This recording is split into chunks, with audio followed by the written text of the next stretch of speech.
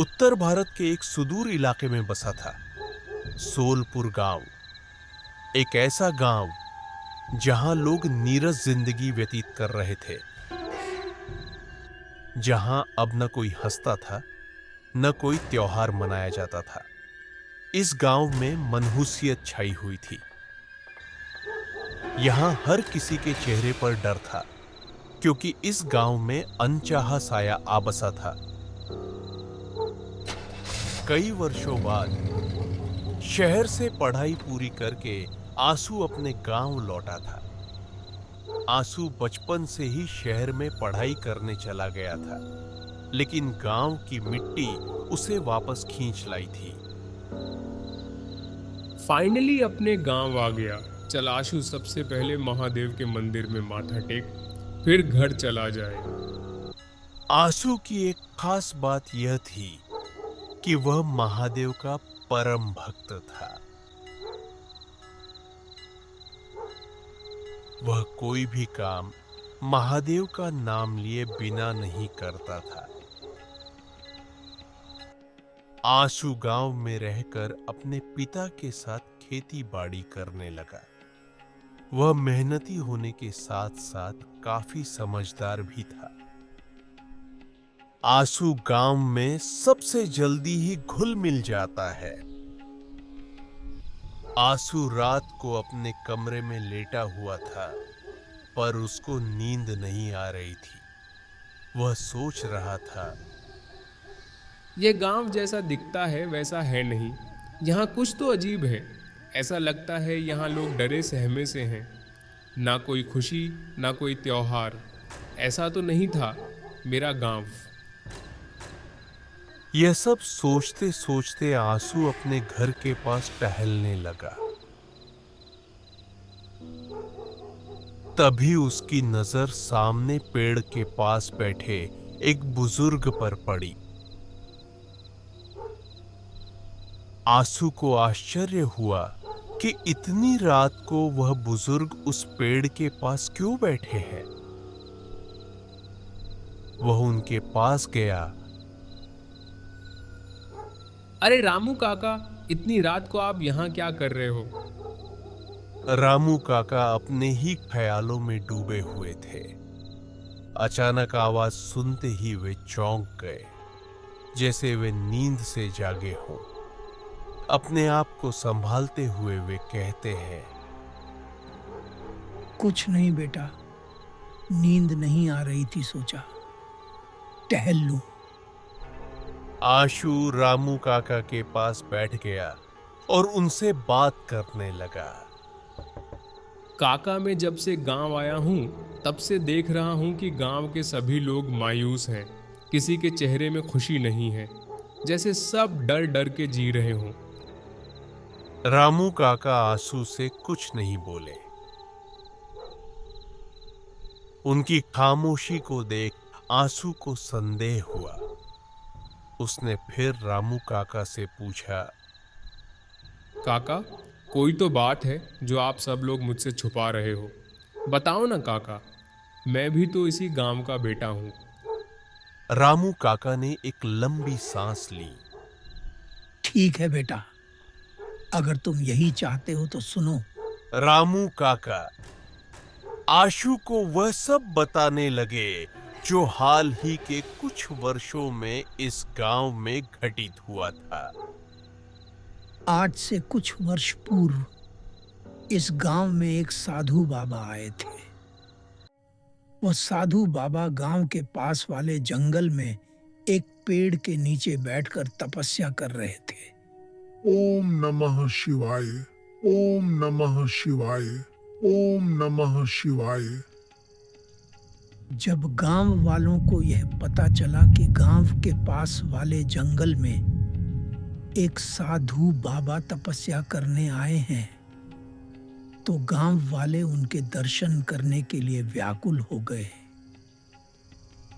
काका, क्या आपने सुना है गांव के पास वाले जंगल में एक साधु महाराज आए हैं और वहां एक पेड़ के नीचे बैठकर तपस्या कर रहे हैं? हाँ बेटा, सुना तो है। तो काका, क्यों ना उन साधु महाराज के दर्शन करने के लिए चला जाए। क्या कहते हो दिलीप, चला जाए? हाँ, क्यों नहीं। अगर तुम लोगों की यही इच्छा है तो फिर चलो उन साधु महाराज के दर्शन कर लिए जाएं। उत्सुकतावश हम गांव वाले साधु महाराज के दर्शन करने के लिए उनके पास गए। जब हम जंगल पहुंचे उस समय साधु महाराज तपस्या में लीन थे। ओम नमः शिवाय, ओम नमः शिवाय। हम सब साधु महाराज की तपस्या से जागने का इंतजार करने लगे। जब काफी देर हो गई और साधु महाराज तपस्या से नहीं जागे, तब हम गांव वालों से एक भूल हो गई। कैसी भूल काका? बताता हूँ। दरअसल पहली बार हमारे गांव में कोई संत आए थे और इसलिए उस दिन हम सब साधु महाराज से कुछ ज्ञान लेने के लिए व्याकुल थे। लेकिन साधु महाराज तपस्या में लीन थे और हम सब गांव वालों से इंतजार नहीं हो रहा था। इसलिए हम लोगों ने भूलवश उन साधु महाराज की तपस्या भंग कर दी। मूर्खों, तुम लोगों ने मेरी तपस्या भंग कर दी। क्षमा करना महाराज, हम तो बस आपके दर्शन के लिए आए थे, परंतु साधु महाराज ने हम लोगों की एक भी ना सुनी और क्रोध में उन्होंने इस गांव को श्राप दे दिया। तुम लोगों को इसका दंड अवश्य मिलेगा। मैं इस गांव को श्राप देता हूँ। आज से इस गांव में एक राक्षस का साया रहेगा और उस राक्षस का भोजन तुम गांव वाले होगे। हर महीने उस राक्षस को गांव का एक व्यक्ति भोजन के रूप में चाहिए होगा और जिस महीने उस राक्षस को भोजन नहीं मिलेगा, उस दिन वह पूरे गांव को अपना भोजन बना लेगा। गांव वाले डर से कांपने लगे। उन्होंने साधु महाराज से अपनी इस गलती की क्षमा मांगी और साधु महाराज को बताया कि यह गलती उनसे अनजाने में हुई है। वह तो बस साधु महाराज के दर्शन करने के लिए आए थे। कृपा करके अपना श्राप वापस ले। काका, आज के ज़माने में भी क्या यह श्राप काम करता है? मेरा मतलब है कि यह सब तो पहले के युगों में होता था। बेटा, सिद्ध संत के द्वारा दिया गया आशीर्वाद या श्राप अवश्य फलित होता है। मैं नहीं मानता काका, ये सब अंधविश्वास है। अगर यह अंधविश्वास होता तो जंगल के पास उस राक्षस की गुफा श्राप के बाद प्रकट न होती और हर महीने गांव का एक व्यक्ति उस राक्षस का भोजन बनने के लिए ना जाता। माफ करना काका, मैंने आपकी बात बीच में काटी। आगे क्या हुआ? जब साधु बाबा को यह एहसास हुआ कि यह गांव वाले सत्य बोल रहे हैं तो उन्हें अपनी गलती का एहसास हुआ।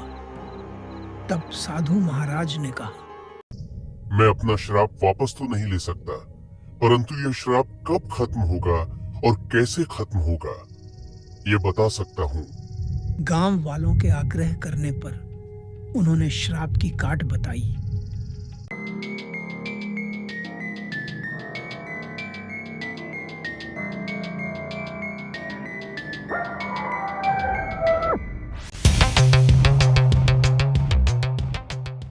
ऐसा करने के बाद यह गांव श्राप मुक्त हो जाएगा।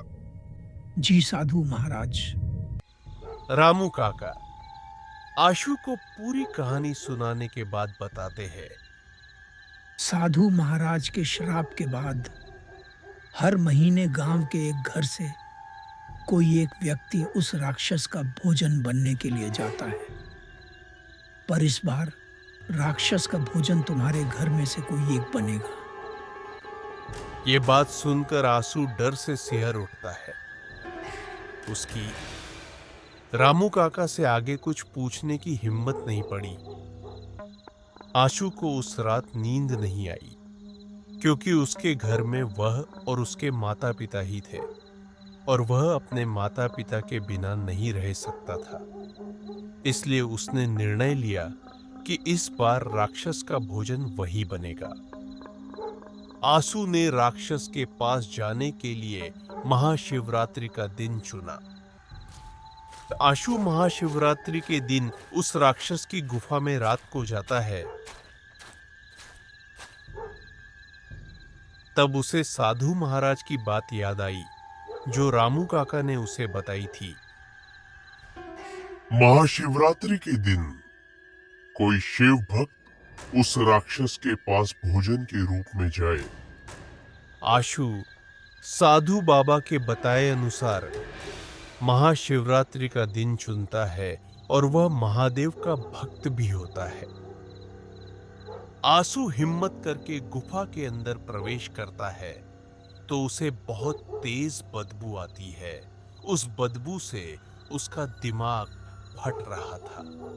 वह देखता है कि गुफा में चारों ओर इंसानों की हड्डियां बिखरी पड़ी हैं। तभी गुफा के अंदर से गुर्राने की आवाज आती है। आशु डर से कांपने लगता है, पर हिम्मत करके वह अंदर की ओर बढ़ता है। उसे अंधेरे में लाल आंखें चमकती हुई दिखती है। इससे पहले वह कुछ समझ पाता, राक्षस उसके सामने आ जाता है। आशु राक्षस को देखकर एक पत्थर की आड़ में होकर छुप जाता है। वह देखता है कि सामने एक खौफनाक राक्षस खड़ा है। वह भूख से पगलाया होता है। आशु का डर से बुरा हाल था। इससे पहले कि आशु कुछ सोच पाता, वह राक्षस उस पर हमला कर देता है। आशु किसी तरह वहां से अपनी जान बचाकर निकलने में सफल हो जाता है। तभी आशु को ध्यान आता है, उस राक्षस की गुफा में छुपी हुई एक शिवलिंग है। उस शिव भक्त को वो शिवलिंग को ढूंढना होगा और जब वो शिवलिंग मिल जाए तब उस राक्षस से उस शिवलिंग को स्पर्श कराना होगा, जिससे उस शिवलिंग की पवित्रता भंग हो जाएगी। शिवलिंग की पवित्रता भंग होते ही स्वयं महादेव प्रकट होंगे और उस राक्षस का वध कर देंगे। आशु उस गुफा में शिवलिंग को ढूंढने लगता है। तभी राक्षस आशु पर फिर से हमला कर देता है और उसको पत्थर के ढेर पर फेंक देता है।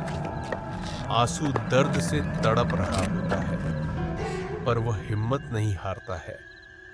आशु पत्थर के ढेर से उठने की कोशिश कर रहा होता है कि तभी उसे कुछ दिखाई पड़ता है। जब वे ध्यान से देखता है तो उस पत्थर के ढेर में उसे पवित्र शिवलिंग दिखाई पड़ती है। आशु पवित्र शिवलिंग की तरफ पीठ करके खड़ा हो जाता है और राक्षस का ध्यान अपनी तरफ खींचता है। हे मॉन्स्टर, मैं इधर हूं, आजा। राक्षस आशु पर फिर से हमला करता है। आशु तुरंत वहां से हट जाता है और राक्षस उस पवित्र शिवलिंग पर गिर पड़ता है।